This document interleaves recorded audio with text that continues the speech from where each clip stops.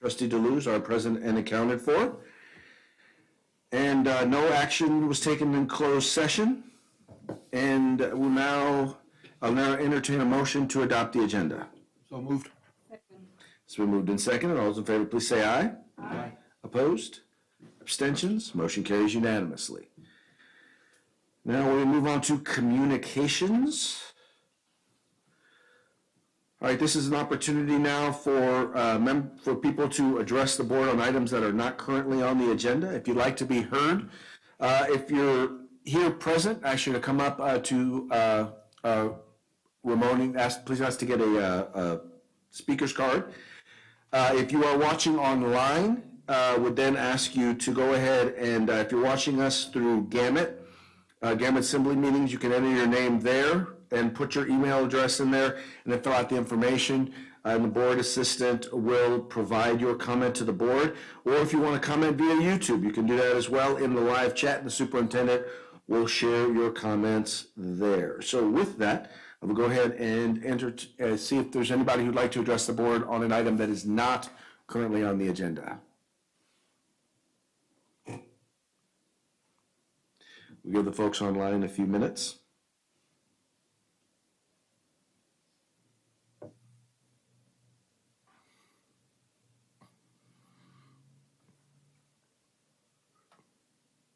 All right, looks like we have no comments. So we will now move forward to reports. We'll start with the Robla Education Foundation. Nothing really new to report on the foundation. However, I'm thinking about putting forth a request to the foundation to see if they want to come up with some funding for possibly getting some books to be given to the Terrific 10 at their monthly lunches. Something that, because it'll coincide with the reading program that I'm currently undertaking at Robla, where I'm in a couple of different classrooms. One class is once a week, another class is every other week, where the kids will read to me and the rest of their class. It gives them an opportunity to do something that's a little bit different than what they normally do. And from last year's, when I did it just in the springtime, the teacher affirmed that, yes, it did improve with their reading and writing by having me in there doing that for an hour a week. So I'm continuing with that, and hopefully we can come up with some books for the Terrific 10. Excellent, thank you. All right, now we'll move on to Robla Teachers Association.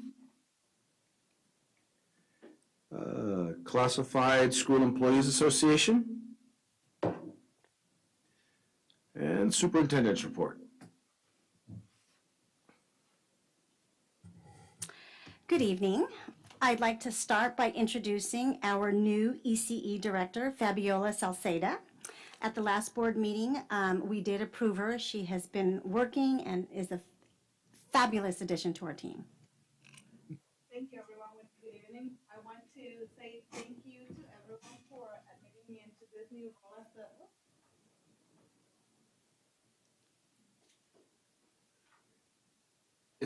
It's for online. We can hear you, but okay. yeah. Thank you for the opportunity to be the new Early Care and Education Childhood Director for the Robla District. I am very excited to be part of this team, and I am ready to embark in this new learning to assist families, children, and the community in the Robla District. Thank you. Thank you. Thank you. Just a few announcements. Last Thursday, we had our Latin Heritage Parent Empowerment Dinner. I'm going to say as my first dinner. It was very successful. We had a really great turnout that we had to actually pull out 5 tables and add it just to accommodate. We had mariachi singers and dancers, and our mariachi included our very own Glenwood teacher, Mr. Rubio, so he was wonderful, and Dr. Lisa Cardoza, the president for American River College, was our guest speaker. And I always want to give kudos to our child nutrition staff. They did a phenomenal job. The food was fantastic. We completed our first 10-day attendance challenge. Dun, dun, dun, the winner was Taylor Bears. They came, gosh, they beat. I think they took the lead in the second day or third day, and kept it for the rest. So a few members from the district office, we surprised because we really didn't announce it until that morning. I know Mr. Lopez got some very friendly emails because he didn't announce it Friday before before fall break. So we announced it. We were there. We celebrated and gave them a banner and their prize. I believe they're going to get it on Halloween. That's our goal. Ms. Salceda and I attended the Dial EE Early Education Institute in Fresno on October 8th and 9th.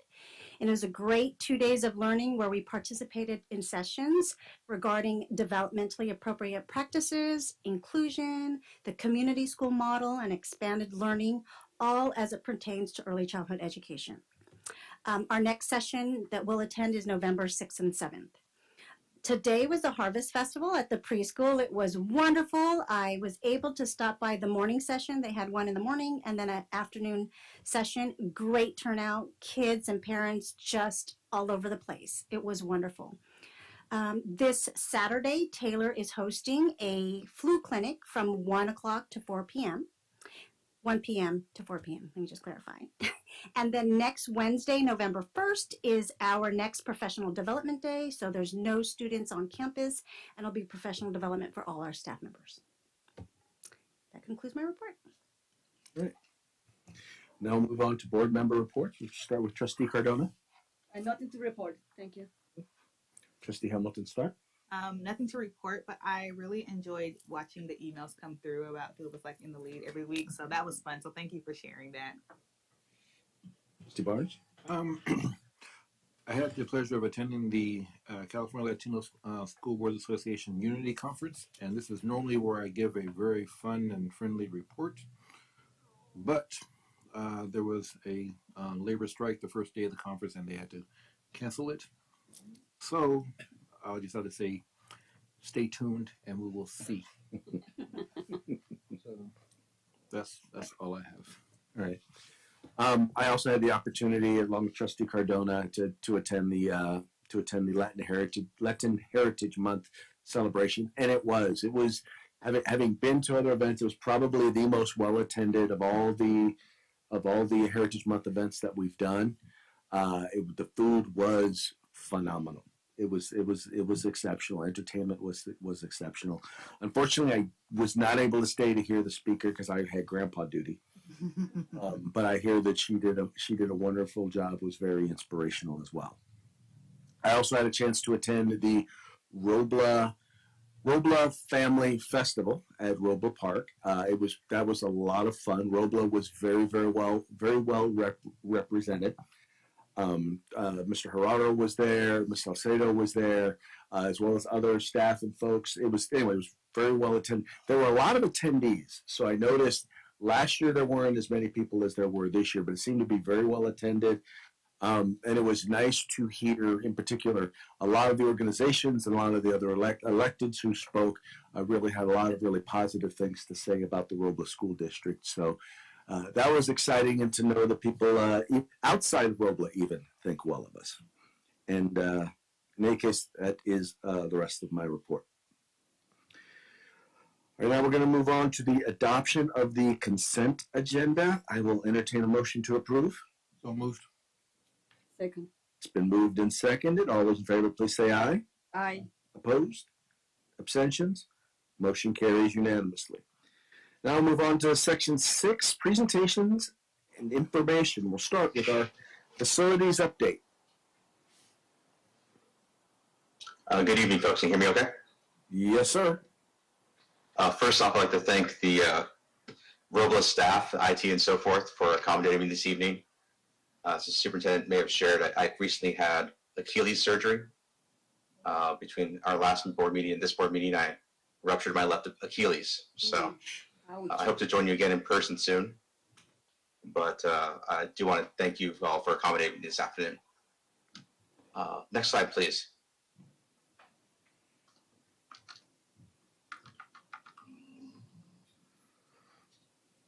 So at Bell Avenue, we are waiting for the review of by the Division of State Architect for our pre-K TK project occurring at the campus.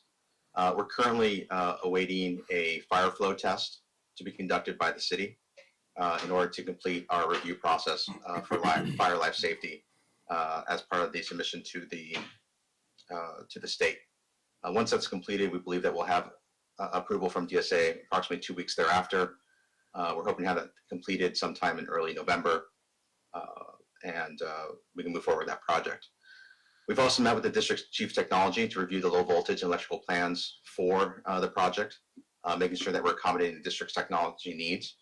We've also started to engage in conversations about what the next evolution of that classroom technology looks like. And as that is further developed, we will come back to the board and present what changes, if any, that we make. But really what we're looking at is just how our systems are integrated and trying to make it a little more simplistic so that we're more reliable as we go forward and continue to implement our 21st century learning environments. The project has already received approval from the California Department of Education. Once DSA approval is received, we can proceed with establishing the guaranteed maximum price for the project with the district selected contractor, Clark Sullivan. As the board may recall, there is a requirement that we have DSA, CDE approval, as well as a contract for construction identified before we can submit for our construction grant funding. This entire project is funded by the California State Preschool, Transitional Kindergarten, Full Day Kindergarten Facilities Grant Program. And so once we meet those particular requirements, we will then receive our construction grant for the project going forward. In addition, we have released a RFPQ or RFQP for the Bell Avenue Central Kitchen Cafeteria project, which incorporated requested changes made by the district to better suit the intended nutritional program adopted by the district. The district provided its comments, making sure that we were going to accommodate their current food service and their desired food service going into the future. So we had to make some changes to the overall specifications. We believe that it will in fact decrease the overall footprint of the building. And so we are hopeful that will also result in some type of reduction of overall cost. But obviously we're still at the beginning stages of that design as we go forward. Next slide, please. Also, as we discussed previously, the state allocation board did approve the district application for 6 new Title V compliant classrooms to be constructed at Main Avenue. That is also being funded through the California Preschool Transitional Kindergarten Full Day Kindergarten Facilities Grant Program. It will provide both the planning costs and the construction costs for Title V and Title 22 classrooms to provide preschool, TK, and K instructional spaces. Similar to the previous awards that have been given to the district, it'll happen in 2 disbursements. The first occurring about $958,000 for plan and design, and the balance of that being released once we have achieved a similar project approval from DSA, CDE, and entered a construction contract for that particular project as well.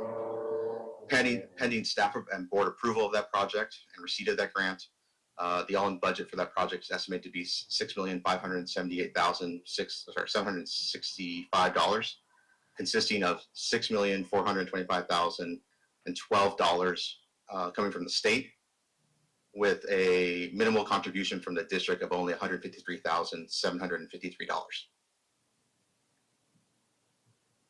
Next slide, please.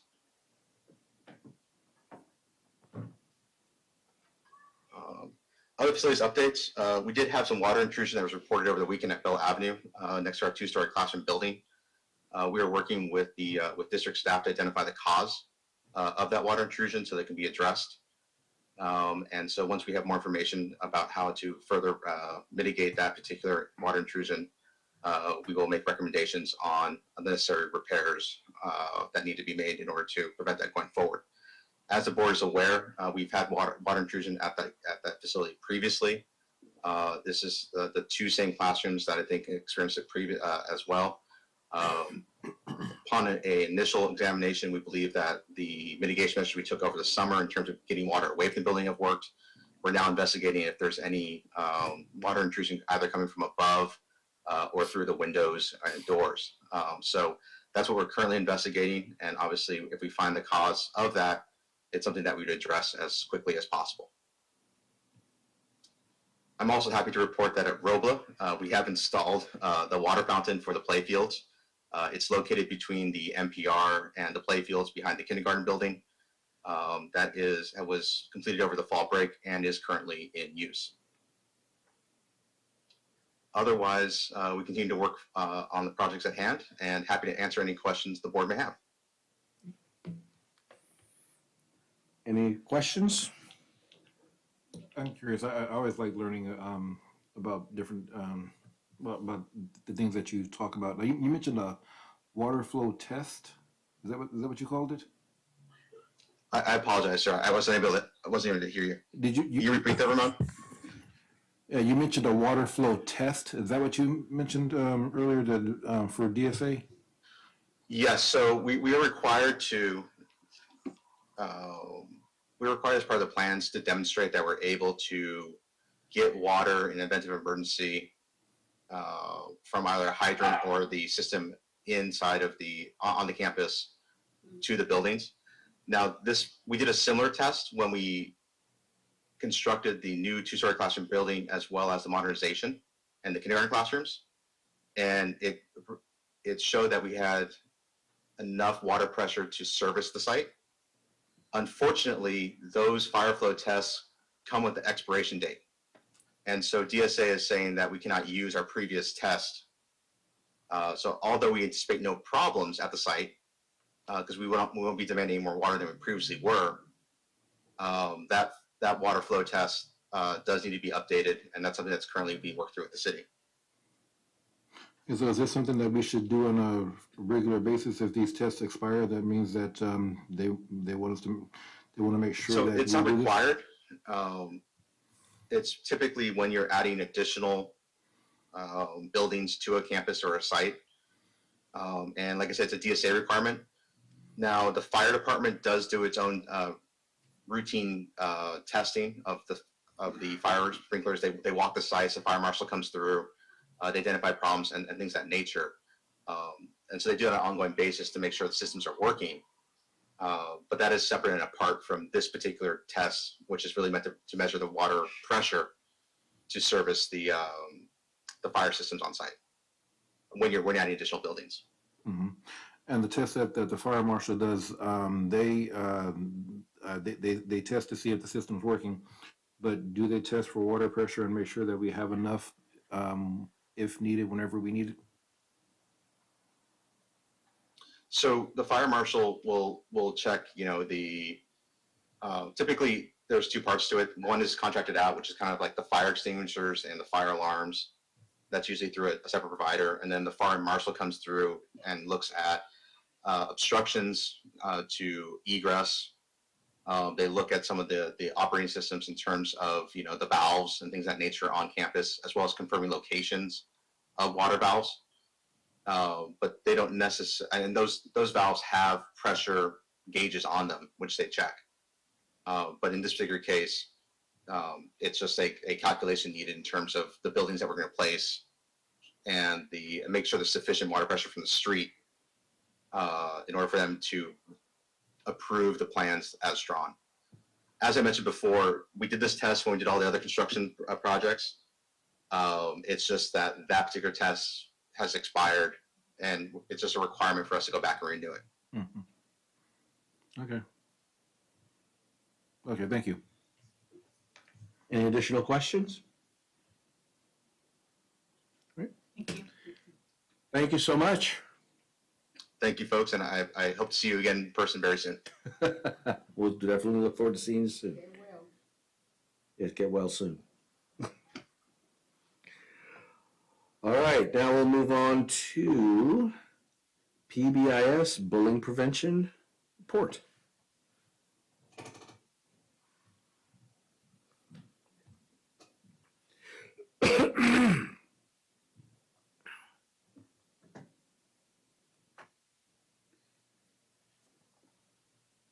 Is this on too? Yes, okay.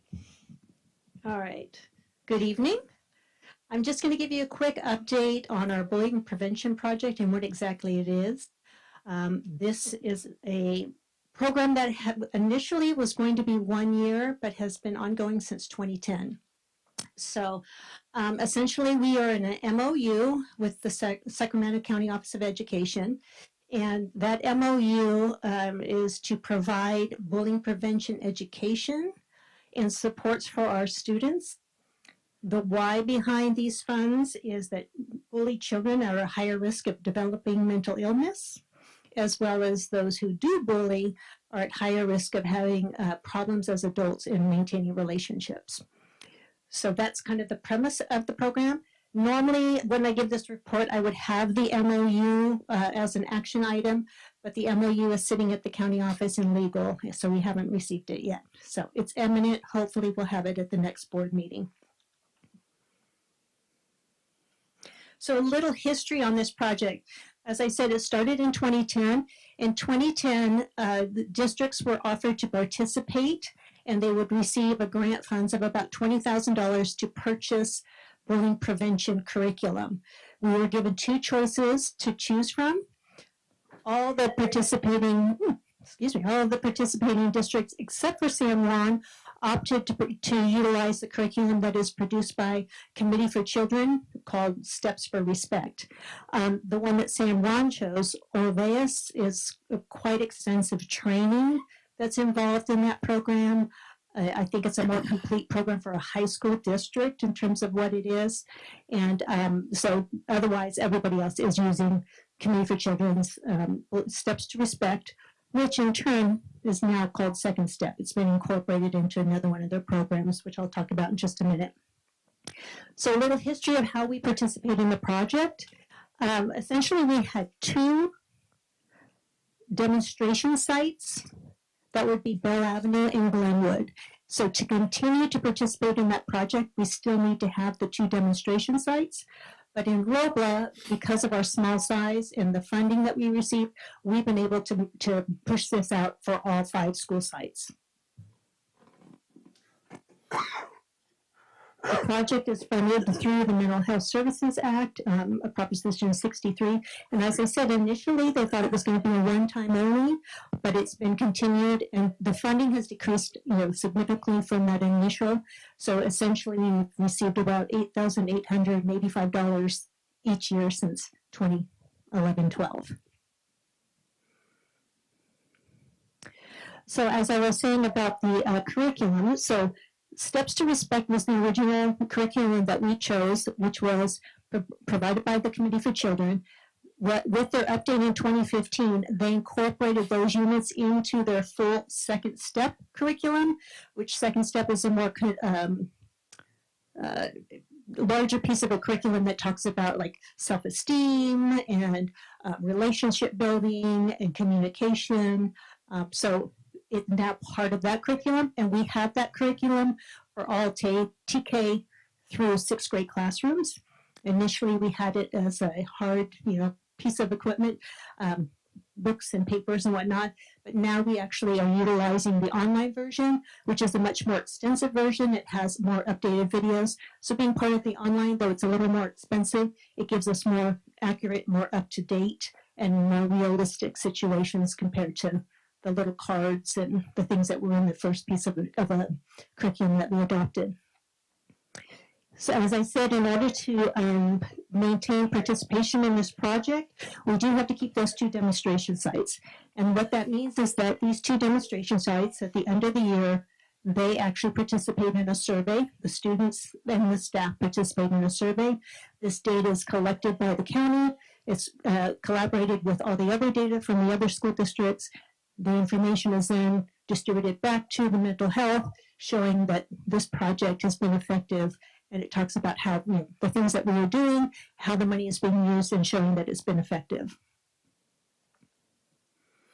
So a little history of how we've used the money in the past. Once we purchased the Second Step curriculum, over the years, we've used money towards some training and some materials for our PBIS, or Positive Behavior and Supports, Intervention and Supports. We've purchased materials like posters for the school sites, T-shirts sometimes for the school sites for some of their, their PBIS, be respectful, be responsible, things like that. And then over the last few years, one of our PE teachers brought Sammy circuits to us, and we have continued our relationship with Sammy Circuits. Sammy provides a very extensive program about building self-esteem, standing up for who you are, and he does a lot of things that also incorporate the work with parents, so it's a nice resource to have. We do have Sammy Circuits this year. However, we're funding him with some old funds, so we can also move back to this year we're funding A Touch of Understanding. A Touch of Understanding is an organization. It's actually local. It's award-winning character building, and it's a disability awareness program. So what this program does is they come out to school sites. They actually have individuals who are experiencing a disability. They share their experience, and then students get an opportunity to see what it's like to live with this type of a disability.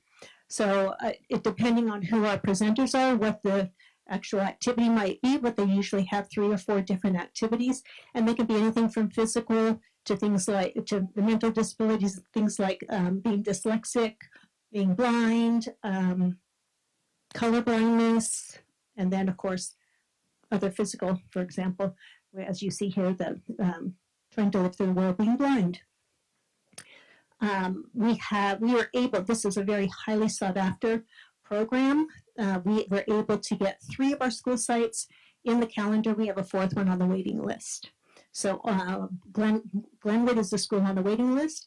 Taylor will actually, Main Avenue will actually have A Touch of Understanding out on December 6th. And then Taylor and Robla dates are thereafter. One of them is in March.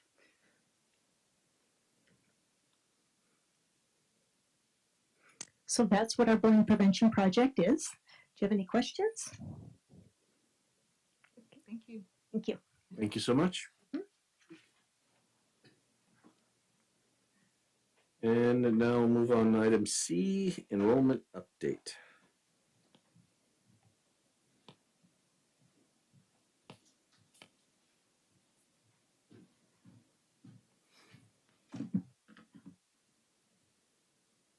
Oh, thank you. It would take me like 5 minutes to figure that out.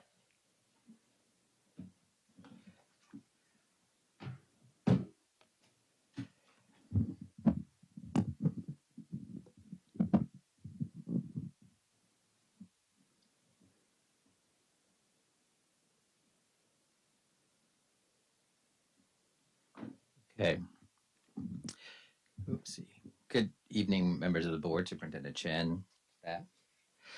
My name is Elliot Lopez. I'm the district's Chief of Technology, and I'm here today to provide a review of the district's enrollment and to provide a preview of attendance data for the 23-24 school year.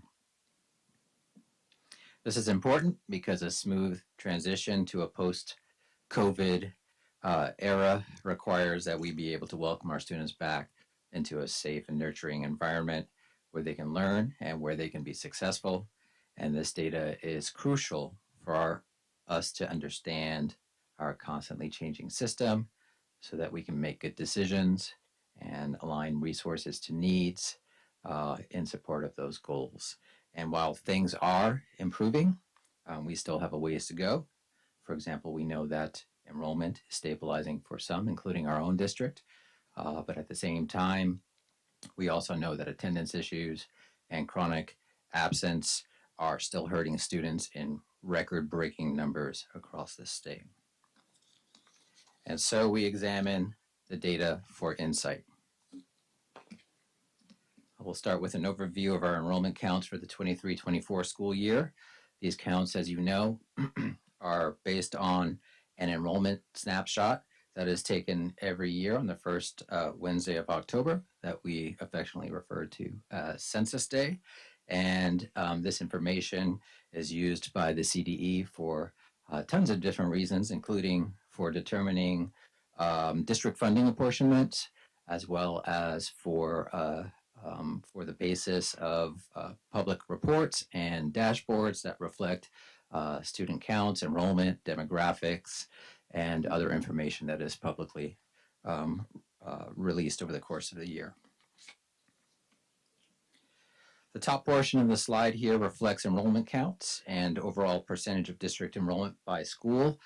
There are two columns here that you may be unfamiliar with, and so I'll explain them now. Robla NPS refers to Robla non-public school, which is where we enroll students who are being exclusively provided specialized instructional services by third parties that we contract as a district.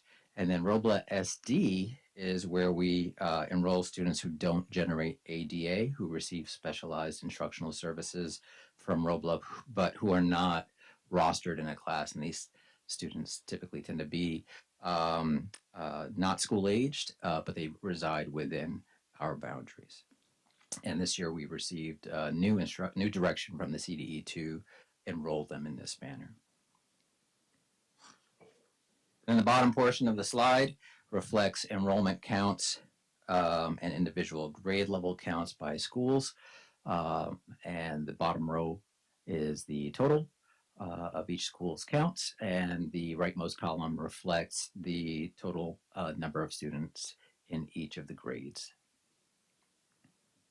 Robla, preschool, and New Hope charter are not included in this enrollment count, and we'll take a look at their data briefly in a moment. Also, as you're aware, this is an official snapshot of a point in time.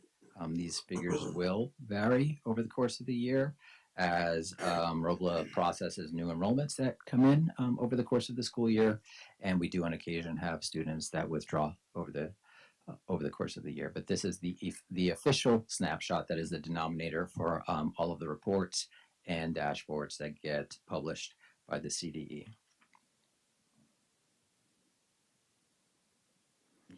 Okay, now we'll look at enrollment trends, which will reflect how this year's enrollment stacks up relative to school years over the past decade.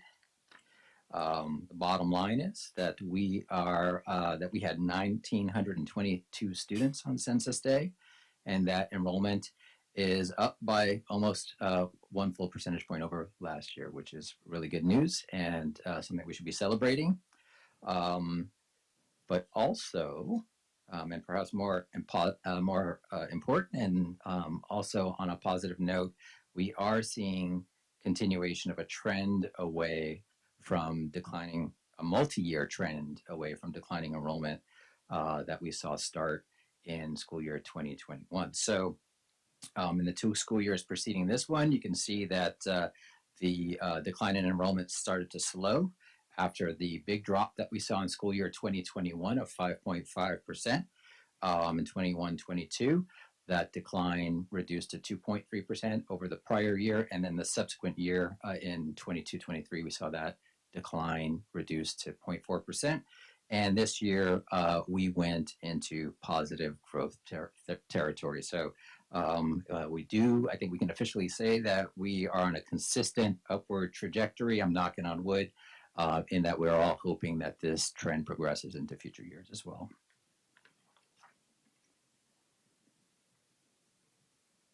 Okay, here we're taking a look at enrollment counts across grade levels over the past 3 years. And across the board, we saw moderate pluses and minuses across all of our grade levels.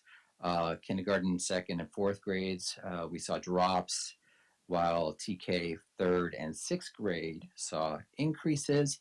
But again, I would characterize those as moderate. There doesn't seem to be any consistent trends in this data. However, when we do spotlight what we know is the beginning of our student pipeline, TK, we do see a continuation of growth at the entry point of 27% this year.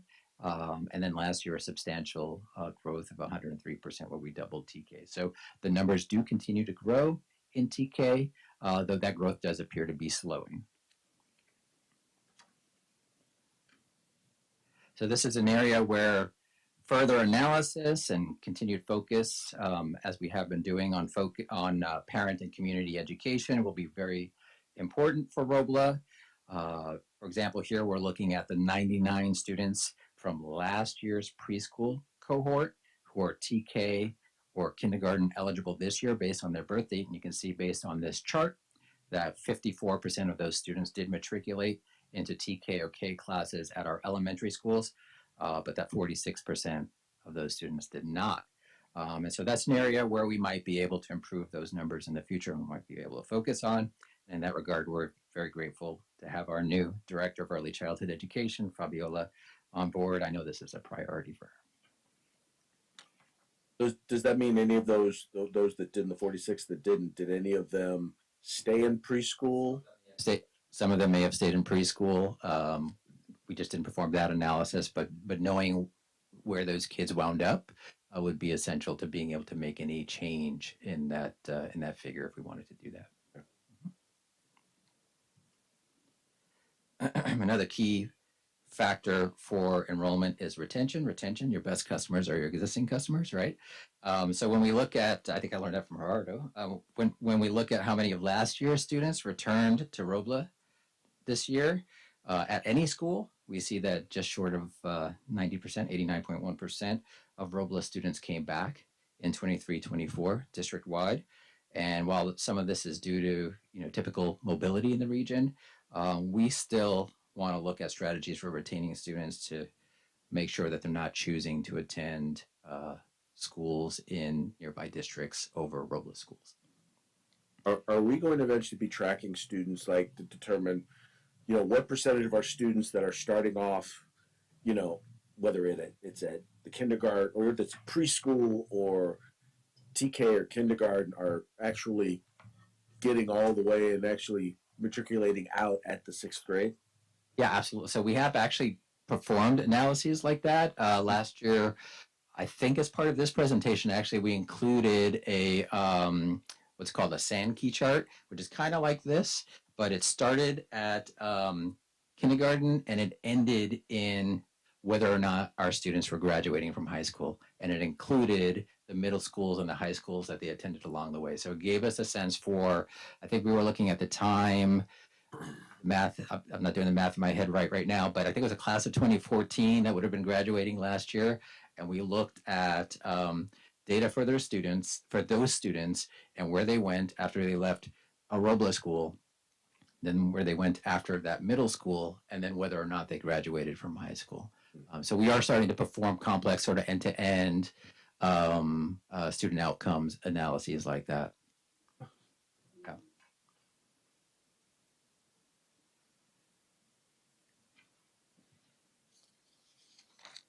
Okay, so now we look at demographic distribution, which obviously helps us understand the community that we serve. Our population continues to be very diverse. We have over a dozen ethnicities represented in our student body, and this is very consistent with prior years for the district.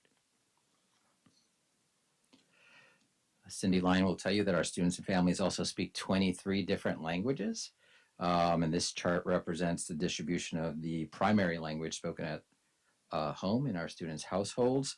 There are so many that the font would have been too small, so what we did is for any language represented by fewer than 10 students, we just bucketed them all into a category called Other. And as you can see here, English, Spanish, Hmong, and Russian do continue to be the primary languages spoken by the majority of Robla families.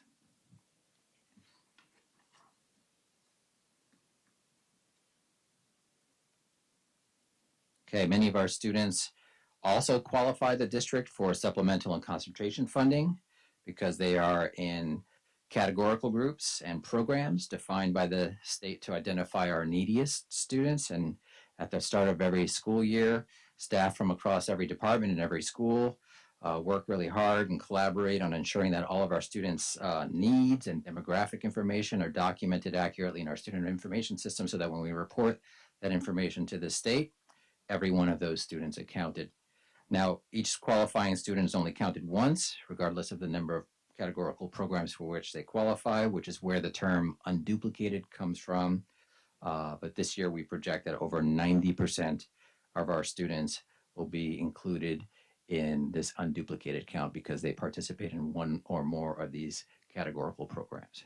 So if someone qualifies in multiple categories, how do you decide which one they go into? Is there a hierarchy of it? There is a hierarchy, and the hierarchy is represented here. There is a state list called the direct certification list that's maintained by the state. That is a compilation of information that they receive from state agencies, and that's sort of the starting point. And from that point on, then we identify students through a series of tests and identification of their status as either being homeless or foster youth or migrant youth.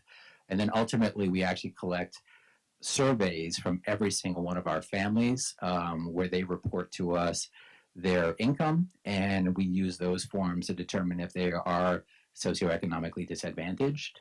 And we, for example, last year, that accounted for 300 additional students that we were able to add to our unduplicated count as a result of that process. So there's a series of processes that we use to make sure that we poll every single student in the district who could potentially be qualified as unduplicated. So in other words, so right now this shows we have 0 migrant students, but that doesn't mean we have 0 migrant students. We have 0 migrant students that, because they may have qualified under one of the other areas. Actually, in this case, this is just a sample chart, but because sometimes the numbers are so low, we don't want students to be identifiable. But in this case, what we are saying is that this is actually, so we would have, let's say we started with 1,903 students, 969 of those students were direct cert, and then 401 qualified under EL, and then of the remaining students, then 45 qualified as homeless, and we just keep iterating down that hierarchy until we get to the very last category, and that's where we rely on those forms from every single family to see whether they do or do not qualify based on their socioeconomic status.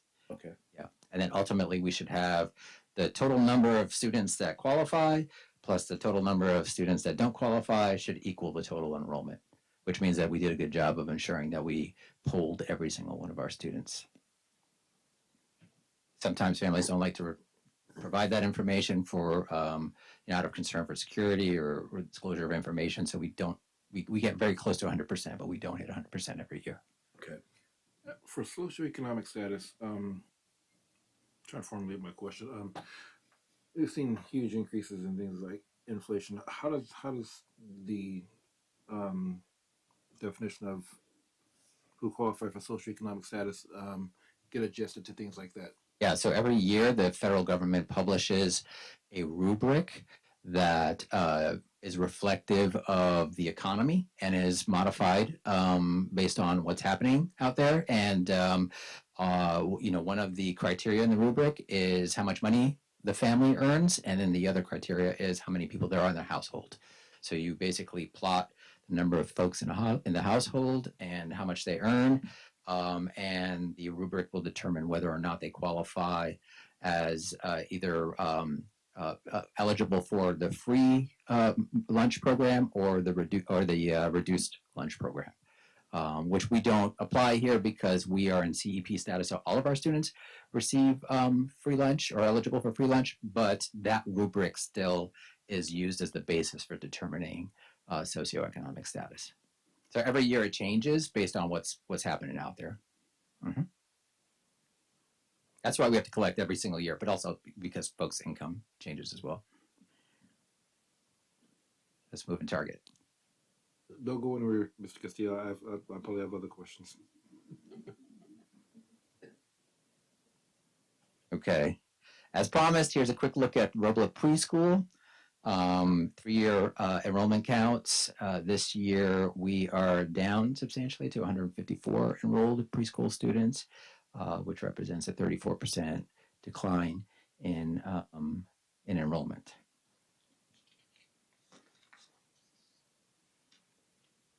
And then our New Hope snapshot. On the left side of this slide, we have a chart that depicts enrollment by grade over the past 3 years. On the right side is a chart depicting total enrollment. This year on Census Day, New Hope reported 166 enrolled students, 89 7th graders and 77 8th graders. The number of seventh graders stayed pretty much the same this year versus last year, but the total number of eighth graders was down 34% this year relative to last year. And then overall enrollment at New Hope is down almost 20% this year.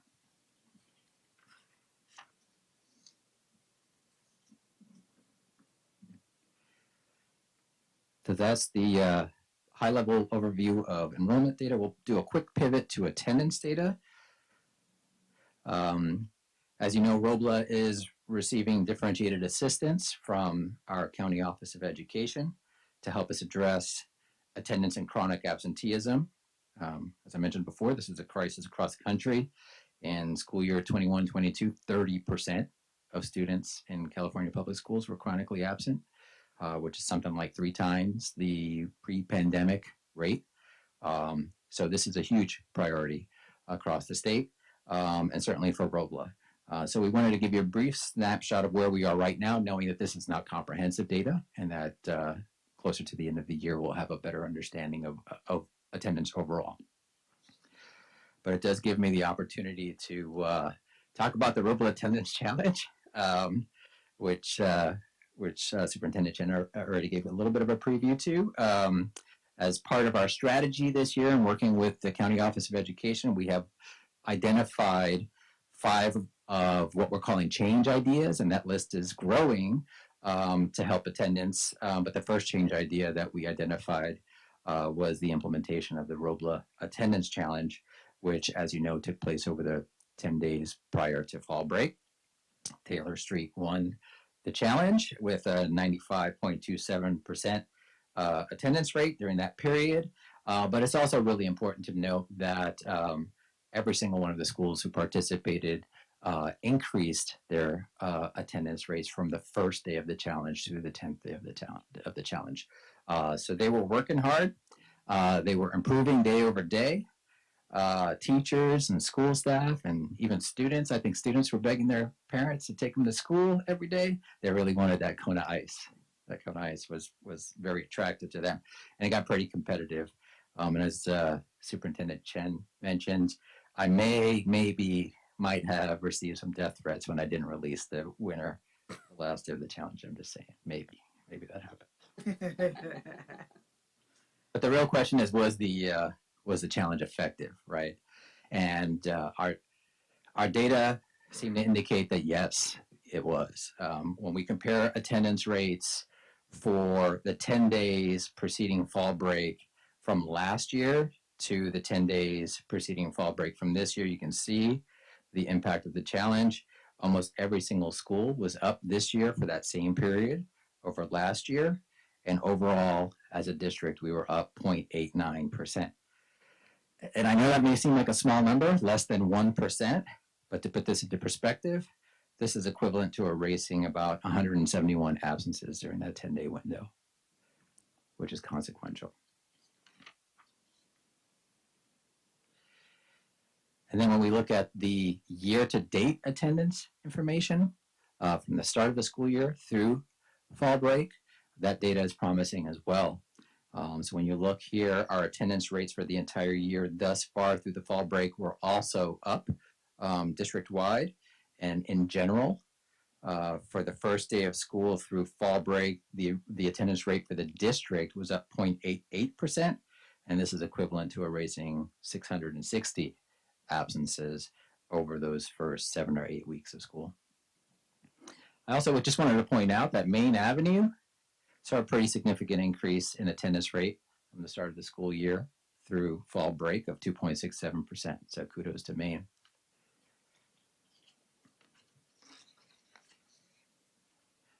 Then we also look at chronic absenteeism year to date from the start of school year through fall break. And again, compared to the same time period last year, over 4% of Robla's students are, over 4% fewer of Robla's students are chronically absent. 4% is almost 77 students district-wide who are not chronically absent this year. And again, Maine is leading the way with a decrease of almost 10% of students being chronically absent, which at Maine is almost 36 kids. That's a significant number of students who are not yet chronically absent that hopefully we can keep from becoming chronically absent this year. So this is great work so far. But we also know that this is very early in the year and that there is a lot of work yet to be done and that we have to be consistent and methodical in continuing to focus on attendance. For example, we see that this time last year, we were at 28.7% chronic absenteeism, but we also know in a very sobering way that our chronic absenteeism wound up being 48% at the end of the school year. So sometime between October and June, we saw a really drastic increase in chronic absenteeism, right? So one of our important ongoing tasks is going to be to try to avert that type of decline between now and the end of the year. And that means that we're going to have to continue to emphasize our focus on attendance across the district every single day. Okay, that's a lot of information. I could have kept going, but we all have to get to bed, I guess, eventually. Clearly, it's really important for us to monitor enrollment and attendance very closely for so many reasons, and I just appreciate your attention to this information, and I'm happy to answer any questions that you might have, unless you want to ask Gerardo instead. I actually do have a question for Mr. Castillo, but not yet. I'd love to know more about where the New Hope students went or disappeared to, and so maybe when Mr. Pagani is here, we can get that information. I do have a question for Mr. Castillo, and I'm not trying to put you on the spot or anything, but I'd love to see a correlation, or if you have any insight into our numbers compared to what you may have heard from the state, or any news from the state on our budget, because well, what I've noticed, and perhaps Craig can back me up on this, is that when our numbers go up, it's usually at a time when it's not as beneficial for us, and when they go down, it's time when it could have benefited us more. So, are there any insights that you can give us based on what you're seeing here? These are great news because it's not only our enrollment is increasing a little bit, but our ADA too, and even our budget was doing in a 3-year average. So if our we will not know soon, like by January, our ADA by this year is greater than the average in the last 3, then we will get funded based on the current year. So it's whatever is greater for us. So I think we're really close. You know, when somebody asks me like that means we're doing a lot better. So we will know when we know with the P2 that's the cutoff day. That is so it's good. It's good news. It's good news from the budget perspective, because even it doesn't affect us this year, it will affect us for the following 2 years, because the decline is not continue. You know, like, and when I was showing here, Mr. Lopez mentioned it, but I want to be clear for the board and the public. When a student is unduplicated count, like for instance, there are English learners, free and reduced, and foster. Unduplicated means we get, even though the student has a lot of needs, we only get funded for one. So it's not like we get a lot additional funding because that student, we have a lot of needs. We have quite a few students like that, but we only get counted for one. Mm-hmm. That's what I was kind of, he mentioned it, but it's not like we get a lot more money for student who qualifies for that. That's what I was saying, yeah. I was curious, what was, I don't know if you know this off the top of your head, what was our attendance rates pre-COVID? If I recall, it was somewhere around close to 95%. 95, 96%. Okay. The 95% rate, 94.8, you know, that, mm-hmm. And they were very, very, very consistent. That's why the last couple of years when they were down, we were concerned. We were not the only one, but now it's coming up, picking up. No, I know one of the things that I noticed, and I noticed this because having reviewed a lot of the stuff when I take my granddaughter to class, was there's a lot of, in particular, and this is in terms of post-COVID, the directions given to parents in regards to when you should bring your kids to school and when you shouldn't bring your kids to school, when you need a doctor's note if you're going to keep them out and stuff like that. Have we made any changes in regards to that in order to provide some sort of more clarification and reassurance to parents to encourage them to bring their children to school? Board President DeLuce, you just stole change idea number 2. Oh. Sorry, something that we're working on right now is developing very clear, very consistent communications that we will be distributing district-wide across the community to make it clear for our families when they should be bringing their kids to school, because there is a lot of confusion about that out there right now. And we have to do a better job of sharing that information so that families know that they can bring their kids to school if they have the sniffles. It is okay, but also to share that we have resources to support them if they do need medical care, right? Hazel Health and school nurses, we have services to support them so they don't, have to stay home. They can come in. So that is absolutely something that we recognize and is currently on deck. Excellent. Any other questions or comments?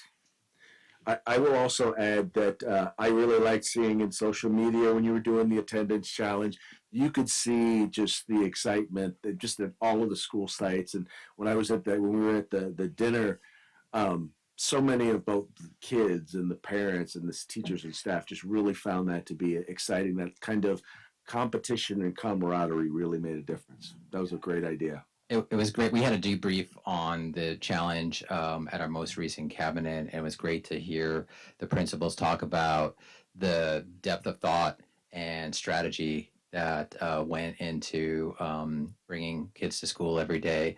And yes, it was competitive because it was hard to unlock some of those competitive secrets from our principals. They didn't want to give them up because they know there are going to be some more challenges in the pipeline. So, excellent.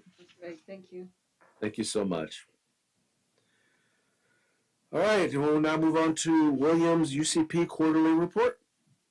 Before I report, I just want to reiterate what Mr. Lopez said. It really was difficult to get the strategies out because they do know that the next challenge is coming up right after Thanksgiving break. But in terms of Williams uniform complaints, I'm happy to report that we have 0 complaints in regards to textbooks, facilities, and teacher misassignments. Excellent. Thank you so much. And we're going to now move to E, first reading, revised policies, regulations, and/or exhibits. So this is part of the district's ongoing process to update the board policies, and these 2 items are actually brand new. We do not have existing policy for integrated pest management as well as social media. So these are new policies for us. Okay. Well, these are first readings, so obviously no action needed, and these will be on the agenda for approval at the next month's board meeting. All right, now move on to action items, area 7. We're going with A. How do you pronounce that right there? I'm going to ask Miss Lyon. Fuge. Okay. I figured rather than butcher it, I'd ask. All right, first item, Fuge School Assembly and Workshop, and it's district-wide. So moved. Second. Okay, it's been moved and seconded. Discussion. I'll provide a little information on this individual. So this is a music artist who is also an educator. I do have, if we want to spend 2 minutes, I have a little video of him from the Kennedy Center. He's out of New York. He was brought to us by Andrea Rodriguez, our principal at Glenwood. She contacted him and was able to get him to come out in February at half price. So a very sought after artist. He does activities with K through 12th grade, equity-based individual. He's a rapper. He can teach kids how to rap. He talks about school being a safe place. He talks about various individuals in history because he is out here during Black History Month. He has some different activities around that, and then feeling safe at school. That's the program that he'll be bringing to our sites when he's here. So this has been 5 minutes long, but you can get a sense of who he is in the first couple minutes.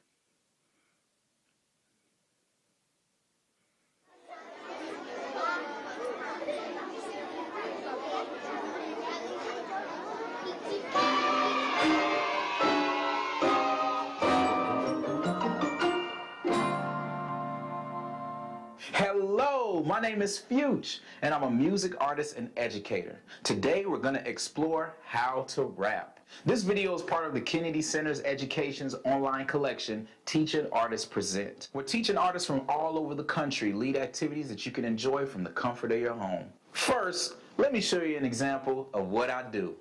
Oh, clap your hands with me.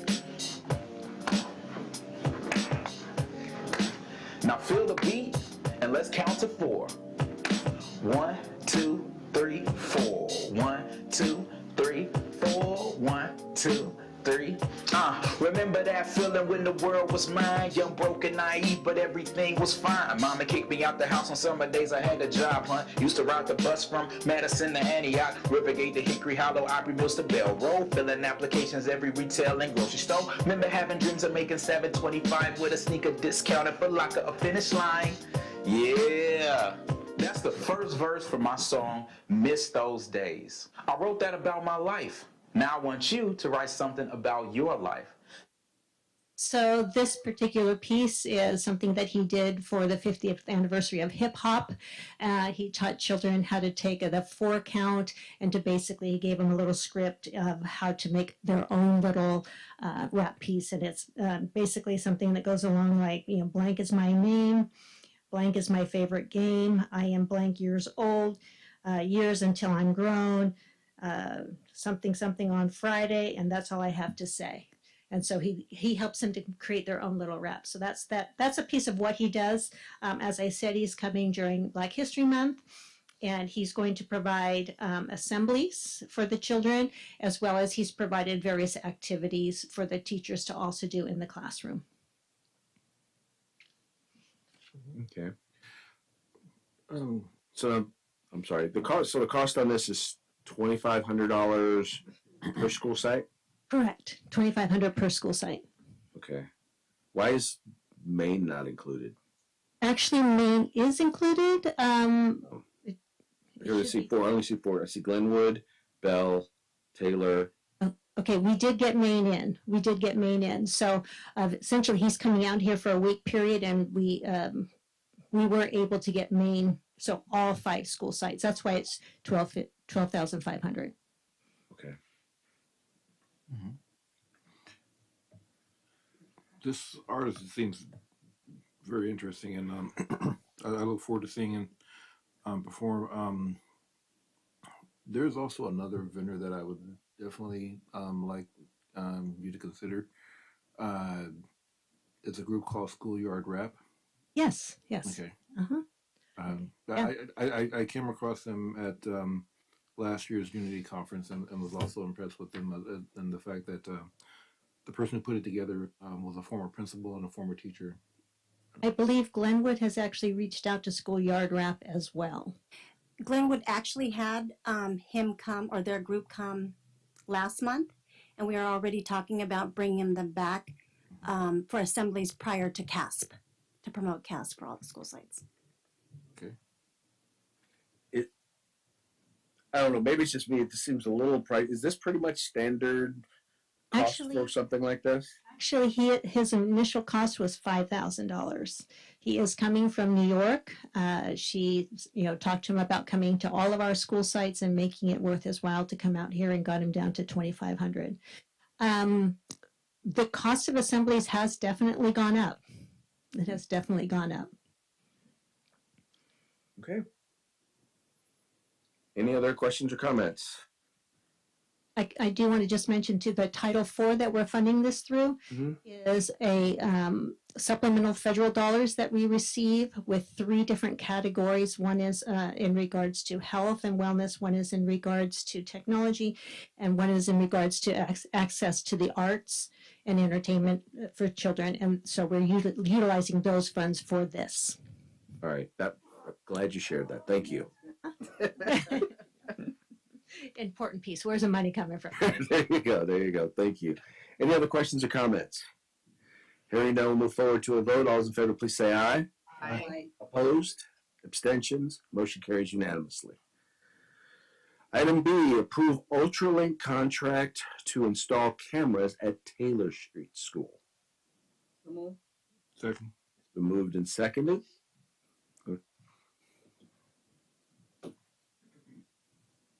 Members of the board, as you know, we have been deploying security cameras across the district as part of our safety and security improvement plan. And progress has been slower than we would have liked because of the amount of work associated with running cables to all of these security cameras. We are deploying somewhere in the order of 20 to 30 cameras per campus.